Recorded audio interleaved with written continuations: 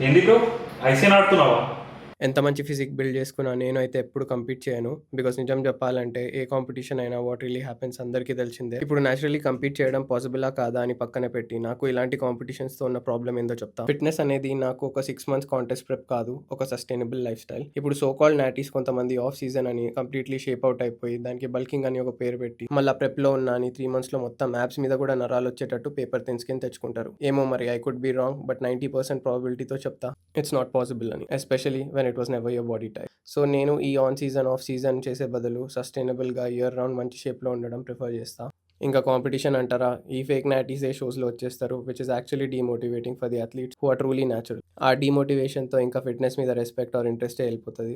అయినా సరేలే అని ఏదో గీకిచ్చుకొని గెలిచినామా అంటే ఉట్టి ఒక sense of satisfaction or achievement తప్ప రూపాయి ఆమదాని ఉండదు. ఒక అథ్లీట్ కాంటెస్ట్ ప్రెప్‌లో ఎంత ఇన్వెస్ట్‌మెంట్ చేస్తాడో అందరికీ తెలిసిందే. It is one of the costliest sports yet barely rewarding. ఇప్పుడు మళ్ళా కొంతమంది ఆ కాంపిటీషన్ త్రూ పీటీ క్లయింట్స్ వస్తారు అంటే I know lot of trainers who barely stepped on stage and still have a wonderful client base. అది solely వాళ్ళకున్న knowledge వల్ల. You don't have to be a champion to be a great coach. And not all champions can be coaches because అదొక different skill. ఆ skill నువ్వు master చేసుకున్నావంటే ఆ ఛాంపియన్సే నీ దగ్గరకు వస్తారు.